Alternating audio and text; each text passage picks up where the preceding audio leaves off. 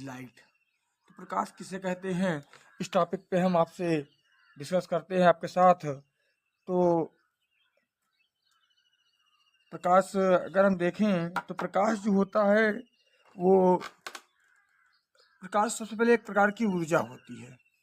प्रकाश एक प्रकार की ऊर्जा है जो हमारी आँखों को संवेदित करता है। राइट, प्रकाश जो है एक प्रकार की ऊर्जा है जो हमारी आँखों को संवेदित करता है, या कह सकते हैं हमारी आँखों को जागृत करता है, यानी वस्तु को देखने के लिए हमारी आँखों को जागृत करता है। अथवा हम कह सकते हैं कि प्रकाश वह ऊर्जा है जिसकी सहायता से हम वस्तु को देख सकते हैं। गाइज, प्रकाश एक प्रकार की ऊर्जा है जो हमारी आँखों को संवेदित करता है, या फिर कह सकते हैं कि प्रकाश वह ऊर्जा है जिसकी सहायता से हम वस्तु को देख सकते हैं। गाइज, चलते हैं प्रकाश की गुण की ओर। प्रकाश के तो निम्नलिखित गुण हैं। सबसे पहले, प्रकाश स्वयं नहीं दिखता है। अगर हम प्रकाश को देखना चाहें तो प्रकाश स्वयं नहीं दिखता है, परंतु इसकी सहायता से हम वस्तु को देख सकते हैं। ठीक, अगर हमें प्रकाश को देखना है तो उसके सामने किसी वस्तु को रख देते हैं, तो उस प्रकाश की सहायता से हम वस्तु को देख सकते हैं। हम प्रकाश को नहीं देख सकते। प्रकाश सदैव सीधी रेखा में गमन करता है। प्रकाश जो होता है सदैव सीधी रेखा में चलता है। अगला, प्रकाश के संचरण के लिए किसी माध्यम की आवश्यकता नहीं होती, यानी प्रकाश को आने और जाने के लिए किसी माध्यम की आवश्यकता नहीं होती है। अर्थात आप कह सकते हो कि प्रकाश निर्वात में भी गमन कर सकता है, यानी जहाँ वायु नहीं है प्रकाश वहाँ पर भी गमन कर सकता है। और प्रकाश की निर्वात में जो चाल होती है वो 3 × 10⁸ मीटर पर सेकंड, या आप कह सकते हो 3 × 10⁵ किलोमीटर पर सेकंड होती है। गाइज, आप जानते हो कि प्रकाश का जब विक्षेपण होता है तो उसमें 7 रंग होते हैं। तो प्रकाश की जो तरंग दैर्ध्य होती है वो 4500 एंगस्ट्रॉम से 7800 एंगस्ट्रॉम तक होती है। और आपको बता दें गाइज कि जो एंगस्ट्रॉम, यानी 1 एंगस्ट्रॉम बराबर, आप कह सकते हो 1 एंगस्ट्रॉम बराबर 10 की घात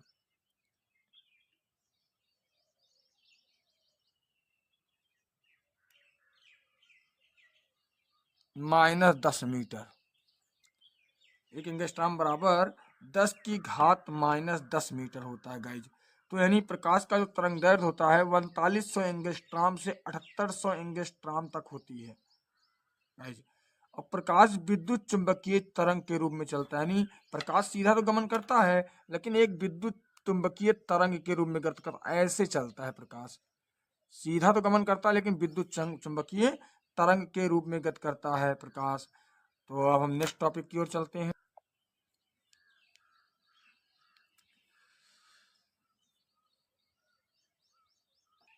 तो गाइज, हम अब बात करते हैं प्रकाश का परावर्तन, यानी रिफ्लेक्शन ऑफ लाइट। तो गाइज, आपको बता दें कि जब प्रकाश की किरण किसी पालिशदार चिकने तल पर गिरती है, कोई पालिशदार चिकना तल हो, ये मैंने दर्पण लिया, और दर्पण को मैंने M1 M2 से प्रदर्शित कर दिया। तो जब प्रकाश की किरण किसी पालिशदार हो और चिकना हो, देखो नीचे दर्पण जो होता है नीचे पालिशदार होता है, पालिश लगा होता है, यानी लाल आयरन ऑक्साइड का इस पर लेप चढ़ा होता है। इसके अंदर जो होता है पारे या सिल्वर की रजत दर्पण की कलई किया होता है, उसके ऊपर लाल ऑक्साइड का पेंट लगा होता है। तो ये पालिशदार हो गया, और ऊपर का भाग चिकना होता है। तो जब प्रकाश की किरण जो है किसी पालिशदार चिकने तल पर गिरती है तो उसका अधिकांश भाग, ये गाइस जी आके गिर रही है, देखिए ये गिर रही, इधर को आ रही है, प्रकाश जो है पालिशदार चिकने तल पर गिर रही है, और गिरने के बाद उसका अधिकांश भाग वापस लौट जाता है उसी दिशा में। वापस लौटने का मतलब उसी दिशा में चला जाता है। इस क्रिया को प्रकाश का परावर्तन कहते हैं, रिफ्लेक्शन ऑफ लाइट। यानी जब प्रकाश की किरण किसी पालिशदार चिकने तल पर आकर गिरती है तो उसका अधिकांश भाग वापस लौट जाता है। उसे इस प्रक्रिया को बोलते हैं प्रकाश का परावर्तन। गाइज, अब प्रकाश के परावर्तन संबंधी परिभाषाएं हम देखेंगे। पहला होता है आपतित किरण।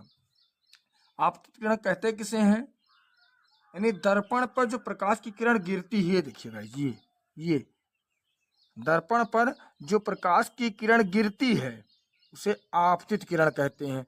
गाइज इस चित्र में, इस फिगर में ए और बी, ए बी मतलब आपकी आपतित किरण है, क्योंकि ये दर्पण पर आकर क्या हो रही है, गिर रही है, आपतित हो रही है। तो गाइज ये हो गया आपका आपतित किरण। परिभाषा के अनुसार दर्पण पर गिरने वाली प्रकाश की किरण या दर्पण पर गिरने वाली किरण जो होती है आपतित किरण कहलाती है। तो किरण ए बी जो है वो आपतित किरण हो गई गाइज। अब हम परावर्तित किरण की बात करते हैं। परावर्तित किरण किसे कहते हैं? परावर्तित किरण यानी परावर्तन के पश्चात, परावर्तन के पश्चात ये देखिए यहाँ पर किरण गिरी, किरण गिरने के बाद रिफ्लेक्ट हो गई, परावर्तित हो गई। तो परावर्तन के पश्चात प्राप्त किरण को हम परावर्तित किरण कहते हैं। यानी बी सी जो है एक परावर्तित किरण है, क्योंकि ये दर्पण पर गिरने के बाद इसका जब अधिकांश भाग लौटा तो परावर्तन हुआ। अब परावर्तन के पश्चात प्राप्त किरण जो होती, देखिए इधर को जा रहा है गाइज, फ्रेंड इधर को जा रहा है, इसलिए क्या है, एक परावर्तित किरण है। तो परावर्तन के पश्चात प्राप्त किरण को क्या बोलते हैं? परावर्तित किरण बोलते हैं गाइज। तो अब जहां पर आपतित किरण गिरती है उस बिंदु को क्या कहते हैं?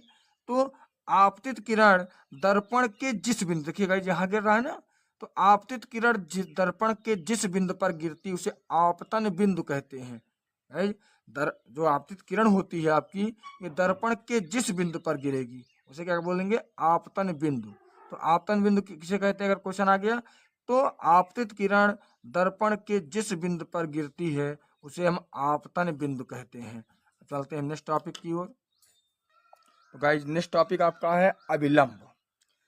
तो गाइज अभिलंब ये आपतन बिंदु आपका है, भी हमने आपको बताया क्या है, आपतन बिंदु। क्या है गाइज? आपतन बिंदु है ये आपका, जिसके बारे में जिक्र किया हमने। तो आपतन बिंदु पर डाला गया अभिलंब, जो आपतन बिंदु पर लंब डाला गया है गाइज, देखिए आपतन बिंदु पर डाला गया लंब आपतन बिंदु अभिलंब कहलाता है। आपतन बिंदु पर डाला गया लंब क्या कहलाता है? अभिलंब कहलाता है। हम बात करेंगे आपतन कोण की। ये आपकी आपतित किरण है गाइस, और ये अभिलंब है। अभी मैंने आपको बताया ये आपतित किरण यानी आने वाली किरण, और ये अभिलंब।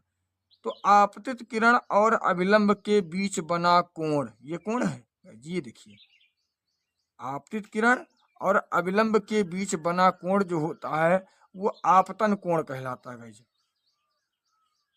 ठीक, यानी ए बी एन जो है ये कोण, ये आपतन कोण है आपका, जो कि आपतित किरण और अभिलंब के बीच बना कोण है।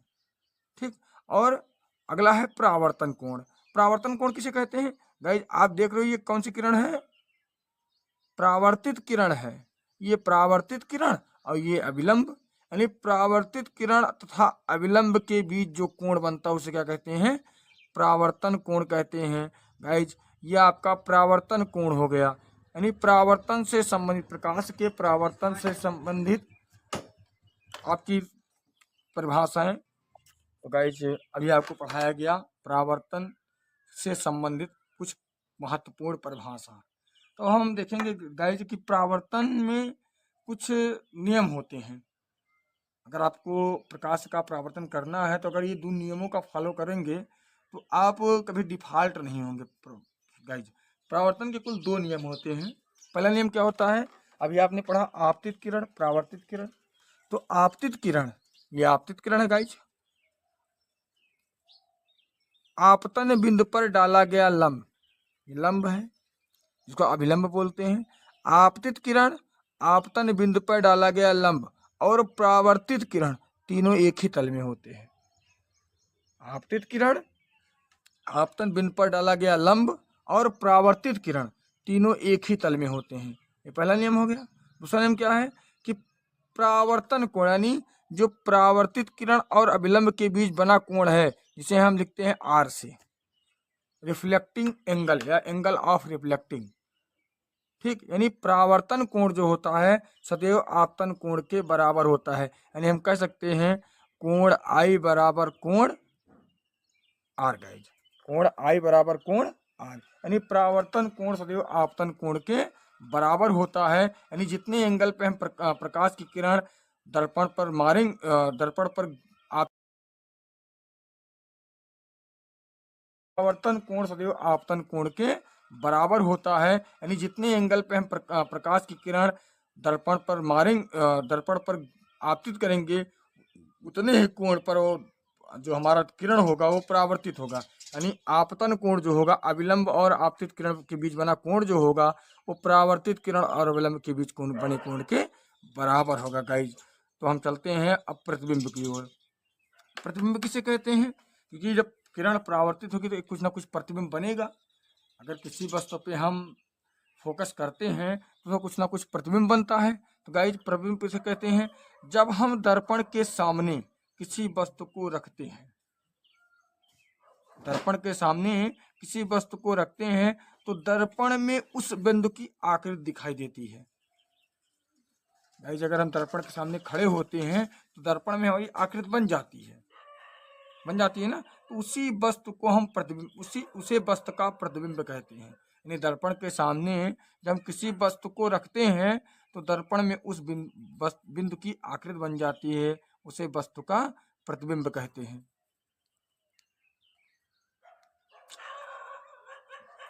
अथवा आप क्या कह सकते हो गाइज कि यदि प्रकाश की किरण वस्तु के किसी बिंदु से चलकर, मान लीजिए गाइज ये आपकी प्रकाश की किरण है, अगर वस्तु की किरण किसी बिंदु से चलकर परावर्तन के पश्चात, अभी हमने आपको परावर्तन बताया गाइज, ये परावर्तन है, परावर्तन के पश्चात किसी दूसरे बिंदु पर मिलती है अथवा किसी बिंदु से आती हुई प्रतीत होती है तो उस बिंदु को वस्तु का प्रतिबिंब कहते हैं। उस बिंदु को वस्तु का प्रतिबिंब कहते हैं। अब नेक्स्ट टॉपिक। हेलो, तो अभी हमने प्रतिबिंब की बात की, अब चलते हैं प्रतिबिंब के प्रकार की ओर। तो प्रतिबिंब के प्रकार जो होता है दो प्रकार के होते हैं, एक वास्तविक प्रतिबिंब और दूसरा आभासी प्रतिबिंब। वास्तविक प्रतिबिंब, अगर बात करें वास्तविक प्रतिबिंब की, तो यदि किसी बिंदु वस्तु से चलने वाली किरण परावर्तन के पश्चात किसी बिंदु पर वास्तव में मिलती है, किसी बिंदु पर वास्तव में मिलती है तो इस बिंदु को वस्तु का वास्तविक प्रतिबिंब कहते हैं। अगर कोई प्रकाश की किरण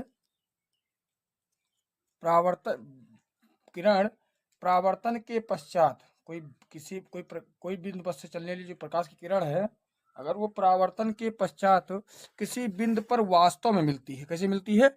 वास्तव में मिलती है, उसे प्रकाश का परावर्तन, तो इस बिंदु को वस्तु का वास्तविक प्रतिबिंब कहते हैं। अगर जैसे मान लीजिए ये आपका अवतल दर्पण में प्रकाश जो होता है, वो प्रतिबिंब जो होता है वो वास्तविक प्रतिबिंब का निर्माण करता है, अवतल दर्पण।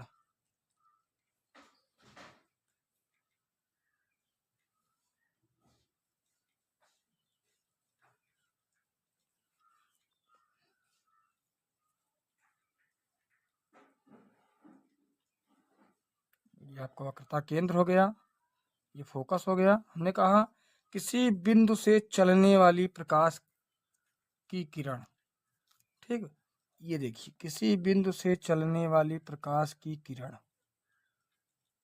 ये मान लीजिए हमारा वस्तु जो है वो समांतर, वो अनंत पर है, तो किसी बिंदु से चलने वाली प्रकाश की किरण परावर्तन के पश्चात जब किसी बिंदु पर वास्तव में मिलती है, देखो वास्तव में मिल रहा है भाई सब ना बच्चों, वास्तव में मिल रहा है कि नहीं?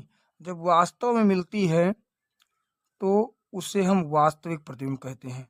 तो बच्चों यहाँ जो प्रतिबिंब बन रहा है ये वास्तविक प्रतिबिंब होगा, क्योंकि परावर्तन के पश्चात ये बिंदु पर मिल रही हैं, प्रतीत नहीं मिल रही हैं, तो ये हो गया हमारा वास्तविक प्रतिबिंब। यानी यदि किसी बिंदु वस्तु से चलने वाली प्रकाश की किरण परावर्तन के पश्चात किसी बिंदु पर वास्तव में मिलती है तो इस बिंदु को वस्तु का वास्तविक प्रतिबिंब कहते हैं। यानी अवतल दर्पण से बनने वाला सभी प्रतिबिंब वास्तविक होती हैं, क्योंकि अवतल दर्पण जो होता है ये परावर्तन के पश्चात इसमें किरण वास्तव में मिलती हुई प्रतीत होती हैं। अगला है आभासी प्रतिबिंब, नंबर 2। यदि किसी बिंदु वस्तु से चलने वाली किरणें परावर्तन के पश्चात किसी बिंदु से आती हुई प्रतीत होती हैं, तो इस बिंदु को वस्तु का आभासी प्रतिबिंब कहते हैं। जैसे हमने देखिए हम बना रहे हैं, ये आपका उत्तल दर्पण है, क्योंकि उत्तल दर्पण से बनने वाली जो प्रतिबिंब होता है वो आभासी होता है। ये आपका हो गया मुख्य अक्ष, क्या हो गया, ये मुख्य अक्ष हो गया, ये ध्रुव P हो गया, इधर F हो जाएगा, इधर हो जाएगा C। मान लीजिए हमारा वस्तु अनंत पे रखा गया है, कहाँ रखा गया है, अनंत पे, ये वस्तु को हमने अनंत पे रखा है, ठीक, अनंत पे रखा गया है वस्तु, और ये परावर्तन के पश्चात आती हुई प्रतीत हो रही, देखिए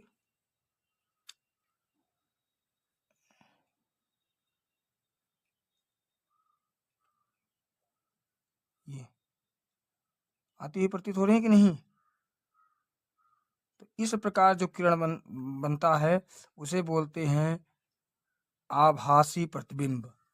यानी यदि कोई बिंदु वस्तु से चलने वाली प्रकाश की किरण परावर्तन के पश्चात आती हुई प्रतीत होती है, ये आ रही आती हुई प्रतीत हो रही है, आती हुई प्रतीत होती हैं, तो उसे आभासी प्रतिबिंब कहते हैं। हमने वास्तविक प्रतिबिंब जान लिया, आभासी प्रतिबिंब जान लिया। यदि किसी बिंदु वस्तु से चलने वाली प्रकाश की किरण परावर्तन के पश्चात किसी बिंदु पर वास्तव में मिलती है तो उसे वास्तविक प्रतिबिंब, और अगर मिलती हुई प्रतीत होती, आती हुई प्रतीत होती हैं, तो उन्हें क्या कहते हैं, आभासी प्रतिबिंब कहते हैं। तो गाइस जब चलते हैं नेक्स्ट टॉपिक की ओर, गाइस नेक्स्ट टॉपिक की ओर चलते हैं। नेक्स्ट टॉपिक क्या है, वास्तविक प्रतिबिंब और आभासी प्रतिबिंब में अंतर। तो वास्तविक प्रतिबिंब और आभासी प्रतिबिंब में अंतर, अभी आपने वास्तविक और आभासी प्रतिबिंब देखा। तो वास्तविक प्रतिबिंब क्या था कि इसमें किरणें वास्तविक कटान से बनता है, क्योंकि हमने बताया कि वास्तव में आकर मिलती हैं। इस कारण वास्तविक प्रतिबिंब क्या होता है, किरणें जो प्रतिबिंब जो है वास्तविक कटान से बनता है, यानी वास्तव में किरणें एक दूसरे को प्रच्छेदित करती हैं, काटती हैं, ठीक। लेकिन आभासी में क्या होता है, इसमें काल्पनिक कटान होता है, आभासी कटान होता है, क्योंकि आती हुई प्रतीत होती है, ठीक। वास्तविक प्रतिबिंब में दूसरा क्या होगा, वास्तविक प्रतिबिंब को पर्दे पर लिया जा सकता है, वास्तविक प्रतिबिंब को पर्दे पर लिया जा सकता है, यानी पर्दे पर उसको दिखाया जा सकता है, परंतु आभासी प्रतिबिंब को पर्दे पर नहीं लिया जा सकता, ठीक। और वास्तविक प्रतिबिंब क्या होगा, वास्तविक प्रतिबिंब सदैव उल्टा प्राप्त होता है, जितना भी उल्टा प्रतिबिंब प्राप्त होगा सभी वास्तविक प्रतिबिंब होगा, सभी वास्तविक प्रतिबिंब, क्योंकि उसका जो लंबाई लिया तो माइनस में लिया जाता है, तो सभी वास्तविक प्रतिबिंब उल्टे प्राप्त होते हैं, और आभासी प्रतिबिंब सदैव सीधा प्राप्त होता है। हमने भी आपको दिखाया कि वह आभासी प्रतिबिंब जो था उल्टा प्राप्त होता था, और वास्तविक प्रतिबिंब सदैव सीधा प्राप्त होता है। हम चलते हैं नेक्स्ट टॉपिक की ओर। तो हम नेक्स्ट टॉपिक की ओर चलते हैं, गोलीय दर्पण। गोलीय दर्पण किसे कहते हैं जानते हैं।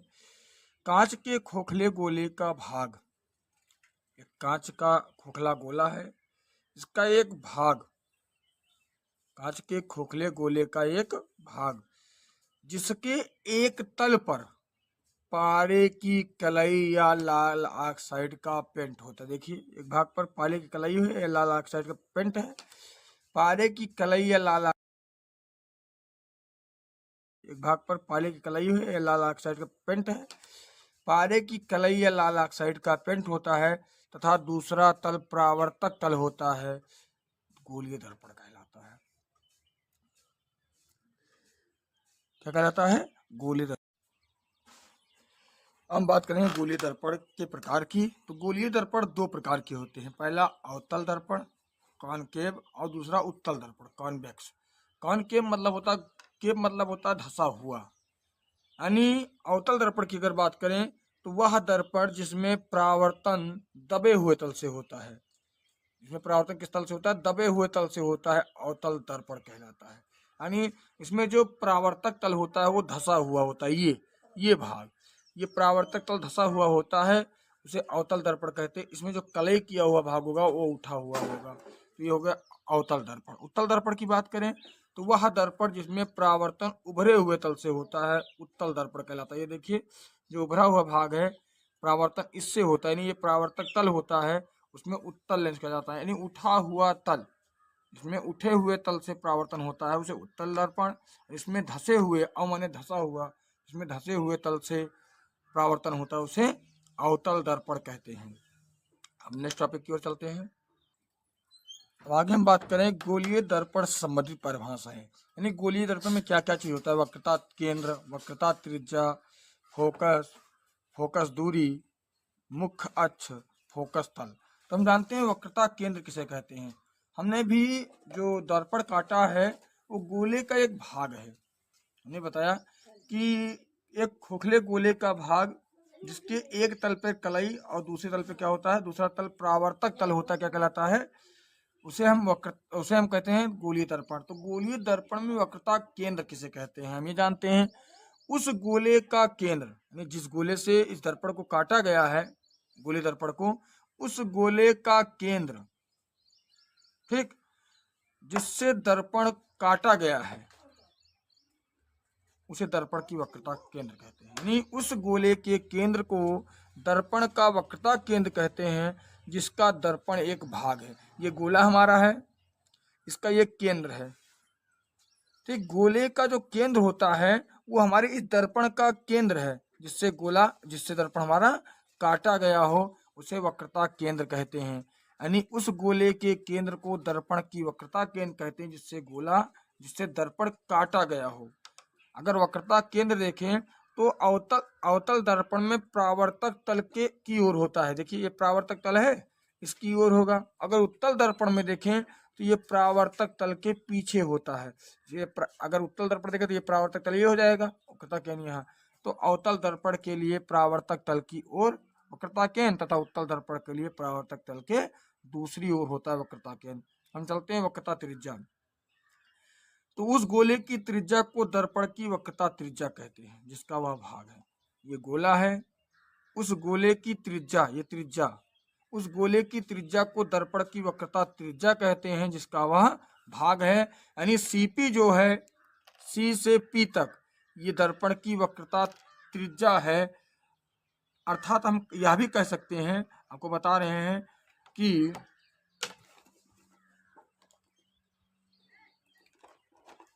हम उसको भी कह सकते हैं कि दर्पण की वक्रता केंद्र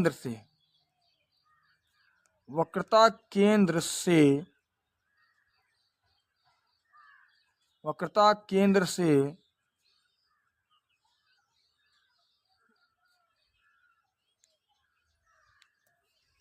ध्रुव के बीच की दूरी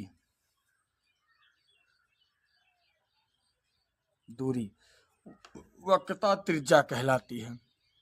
हम बात करें तो दर्पण के केंद्र से, वक्रता केंद्र से, ये दर्पण का वक्रता केंद्र भी हमने आगे आपको बताया, ये दर्पण का वक्रता केंद्र, यहाँ से ध्रुव के बीच की जो दूरी होती है ये क्या कहलाता है, वक्रता त्रिज्या कहलाती है।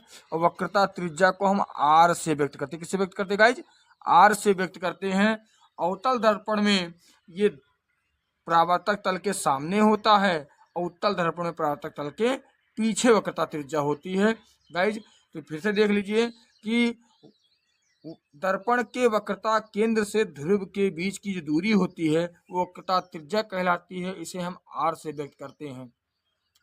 उत्तल दर्पण में हो और चाहे अवतल दर्पण में हो, वक्रता त्रिज्या को हम आर से ही व्यक्त करते हैं। नेक्स्ट तो हम चलते हैं ध्रुव की ओर। पोल, दर्पण के परावर्तक तल, ये देखिए दर्पण का परावर्तक तल है, ये अवतल दर्पण का परावर्तक तल, ये उत्तल दर्पण का परावर्तक तल। तो दर्पण का परावर्तक तल के मध्य बिंदु को, दर्पण के परावर्तक तल के मध्य बिंदु को, एकदम मध्य बिंदु, ये देखिए दर्पण के परावर्तक तल के मध्य बिंदु को दर्पण का ध्रुव कहते हैं। दर्पण को जो ध्रुव होगा वो चाहे उत्तल दर्पण हो चाहे अवतल दर्पण हो, परावर्तक तल का मध्य बिंदु होता है। इसे हम किससे व्यक्त करते हैं, पी से, मतलब पोल, पी मतलब पोल। ओके गाइस, अब चलते हैं नेक्स्ट टॉपिक की ओर। अब हम मुख्य अक्ष की बात करेंगे। तो मुख्य अक्ष किसे कहते हैं, दर्पण के ध्रुव, दर्पण का ध्रुव ये है, यानी परावर्तक तल का मध्य बिंदु, ये भी है दर्पण का ध्रुव। दर्पण के ध्रुव और वक्रता केंद्र को मिलाने वाली रेखा, चाहे उत्तल दर्पण में देखिए चाहे उत्तल दर्पण में देखिए, दर्पण के ध्रुव और वक्रता केंद्र को मिलाने वाली रेखा क्या कहलाती है? मुख्य अक्ष कहलाती है। क्या कहलाती है? तो गाइस आपको बताया गया कि दर्पण के ध्रुव और वक्रता केंद्र, ये भी यहाँ भी देखिए, उत्तल दर्पण में भी देखिए दर्पण के ध्रुव और वक्रता केंद्र, और यहाँ भी देखिए दर्पण के ध्रुव और वक्रता केंद्र को मिलाने जो रेखा है वो क्या कहलाएगी? मुख्य अक्ष कहलाती है। जब चलते हैं नेक्स्ट, तो हम बात करते हैं द्वारक की। द्वारक किसे कहते हैं? दर्पण के परावर्तक तल, ये देखिए ये परावर्तक तल होता है दर्पण का, ये दर्पण के परावर्तक तल के व्यास को, ये जो परावर्तक तल है इसके व्यास को, दर्पण के परावर्तक तल के व्यास को हम दर्पण का द्वारक कहते हैं। यानी दर्पण का जो परावर्तक तल है ये कितना चौड़ा है, ये यहाँ से यहाँ तक इसका व्यास, जो गोला काटा गया है तो उसका जो व्यास होगा वो ही कहलाएगा परावर्तक द्वारक। दर्पण के परावर्तक तल के व्यास को दर्पण का द्वारक कहते हैं। यानी रेखा M1 M2 जो होगा वो दर्पण का द्वारक होगा। ठीक है, अब चलते हैं नेक्स्ट टॉपिक की ओर। तो हम अब बात करें मुख्य फोकस की। तो मुख्य अक्ष के समांतर जाने वाली किरणें, ये देखिए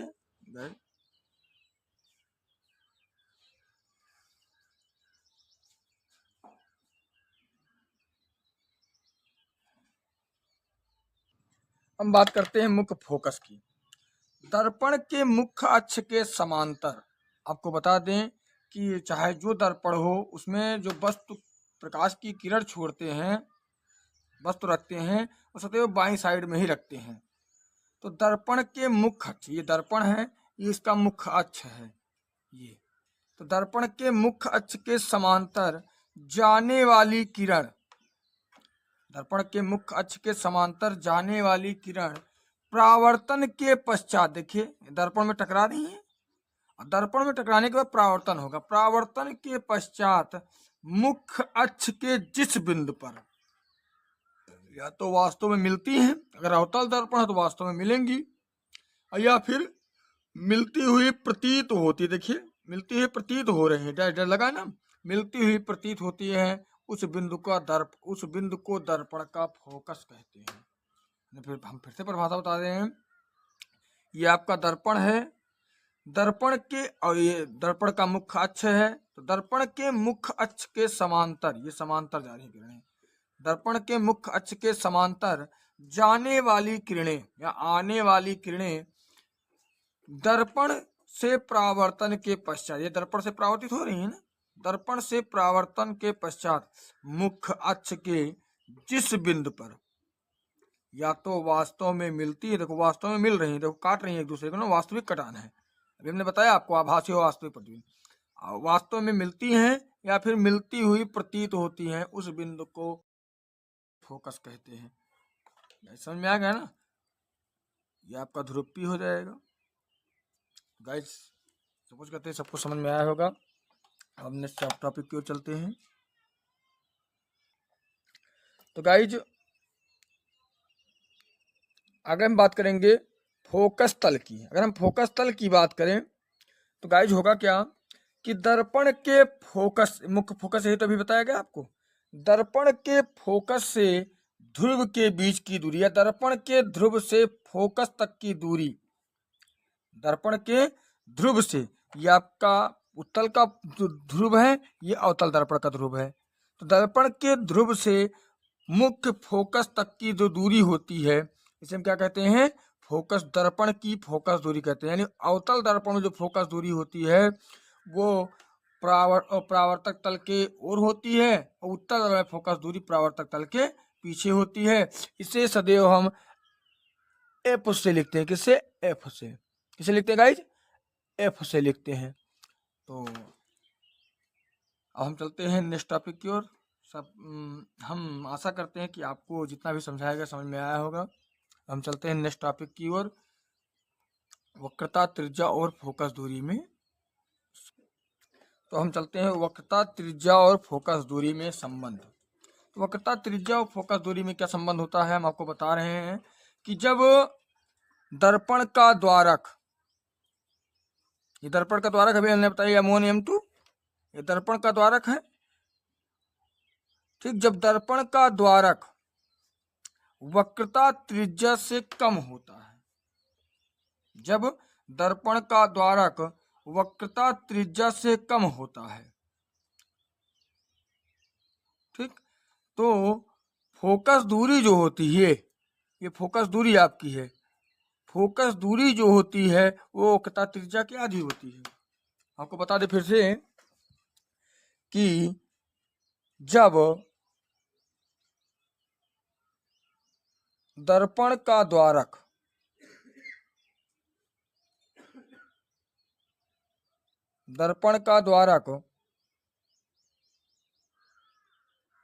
वक्रता त्रिज्या से छोटा होता है, यानी ये दर्पण का जो द्वारक है जब वक्रता त्रिज्या इतनी r से छोटा होता है तो दर्पण की फोकस दूरी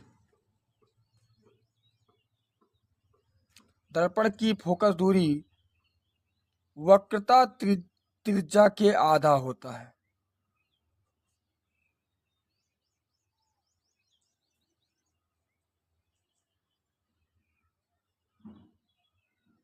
यानी हम कह सकते हैं F बराबर R/2, यानी जब दर्पण का द्वारक जो है, ये द्वारक M1 M2 वक्रता त्रिज्या से छोटा हो, किससे छोटा हो, वक्रता त्रिज्या से छोटा हो, तो दर्पण की फोकस दूरी जो है ये वक्रता त्रिज्या के आधी होती है। हमें ये सिद्ध भी करना है, हमने समीकरण में आपको बता भी दिया कि जब दर्पण का द्वारक वक्रता त्रिज्या से छोटा होता है तो दर्पण की जो फोकस दूरी होती है वो वक्रता त्रिज्या के आधी होती है, यानी यह बराबर R/2। और हम सिद्ध करेंगे किसमें, अवतल दर्पण में। अवतल दर्पण के हम सूत्र निकालेंगे। अब अवतल दर्पण के हम सूत्र निकालेंगे, तो आप देखिए इसमें M1 और M2 एक दर्पण है, लिखेंगे M1 M2 एक अवतल दर्पण है,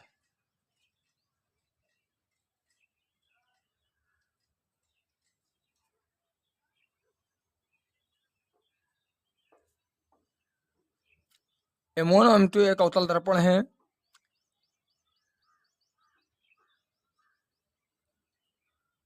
जिसका ध्रुव क्या है, P है, क्या है, ध्रुव P।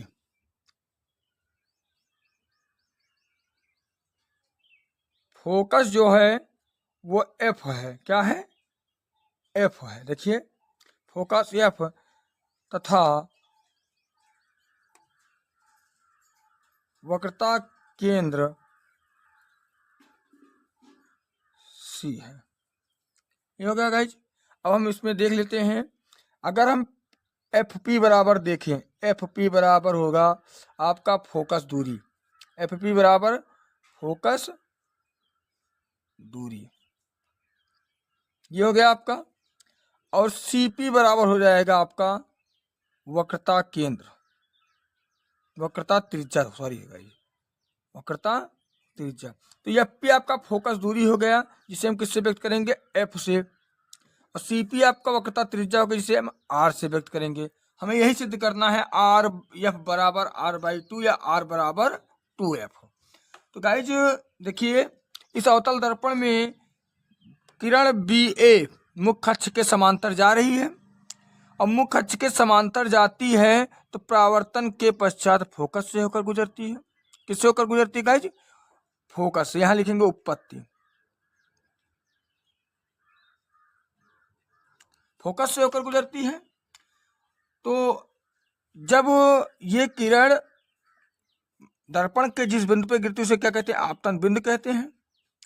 ठीक, आपतन बिंदु पर हम एक लंब डाल देंगे जो वक्रता केंद्र से होती जाएगी।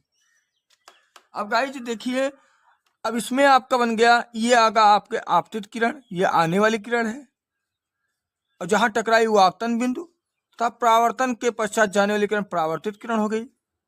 ठीक, और आपतन बिंदु पर डाला गया लंब अभिलंब हो गया। अब आपको बताया गया है परावर्तन के नियम में तीनों एक ही तल में होते हैं।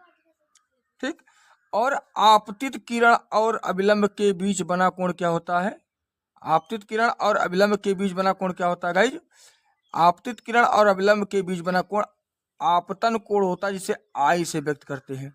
अगर उत्पत्ति में देखें तो कोण बी ए सी जो बराबर होगा वो किसके होगा? कोण सी ए एफ के। किससे? परावर्तन के नियम से, क्योंकि ये आपका आपतन कोण है और ये परावर्तन कोण है। तो हम मान लेंगे आई बराबर कोण आर, कोण आई बराबर कोण आर। गाइस ये इतना हो गया। तो ये हो गया हमारा फर्स्ट इक्वेशन। अगर इसको मान लें, फर्स्ट इक्वेशन को मान लें। ठीक, अब दूसरा देखेंगे कि ये जो कोण सी आपका है, जो कोण सी है वो आपतन कोण के बराबर है। क्यों? क्योंकि ये एकांतर कोण है। ये दोनों देखिए आपके, ये कोण मुख्य अक्ष के ये समांतर है एक दूसरे के, और समांतर रेखा को जब एक तिर्यक रेखा काटती है तो एकांतर कोण बराबर होते हैं। ठीक, अभी आपने पहला सिद्ध किया कि आपतन कोण परावर्तन कोण के बराबर होता है। तो आपतन कोण परावर्तन कोण यानी आई बराबर आर, यानी बी ए कोण बी ए सी बराबर सी ए एफ, परावर्तन के नियम से। अब दूसरा देखेंगे, ये कोण जो है इस कोण के बराबर है। किसके अकॉर्डिंग? एकांतर कोण के अकॉर्डिंग। तो कोण सी बराबर कोण बी ए सी, अर्थात कोण सी बराबर कोण आई। ये हो गया किसके? एकांतर कोण, एकांतर कोण। ये समीकरण नंबर आपका 2 हो गया। अब लिखेंगे समीकरण 1 और 2 से। 1 व 2 से अगर हम समीकरण 1 देखें तो बी कोण बी ए सी बराबर सी ए एफ। ठीक, और समीकरण 2 देखें, कोण सी बराबर बी कोण बी ए सी, यानी बी ए सी जो है सी ए एफ के भी बराबर है और कोण सी के भी बराबर है। तो ये दोनों एक दूसरे के आपस में बराबर होंगे या नहीं होंगे? कोण बी ए सी जो है कोण सी ए एफ के बराबर है, बी ए सी जो है सी ए एफ के बराबर है, और कोण सी जो है वो बी ए सी के बराबर है। तो ये कोण इसके बराबर होगा, होगा गाइज? ध्यान समझ में आ रहा है ना? तो कोण सी बराबर क्या हो जाएगा? कोण ए एफ।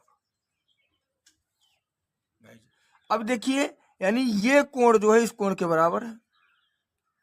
ठीक है गाइज, ये कोण जो है इस कोण के बराबर है। और त्रिभुज का एक नियम होता है, क्या नियम होता है? कि बराबर भुजा, ये बराबर भुजा है, ये त्रिभुज है आपका, मान लीजिए बराबर भुजाओं के सामने के जो कोण हो भुजा होती, बराबर कोणों के सामने की जो भुजा होती है बराबर होती है। यानी इसके सामने की भुजा ये और इसके सामने की भुजा ये, यानी इसके सामने की भुजा ये और इसके सामने की भुजा ये, तो ये दोनों भुजाएं भी बराबर होंगी। यानी हम लिख सकते हैं सी एफ बराबर एफ ए।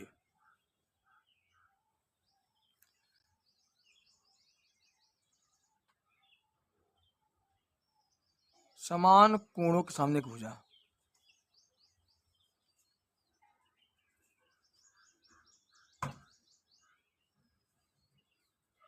ये उतना गाइज हो गया।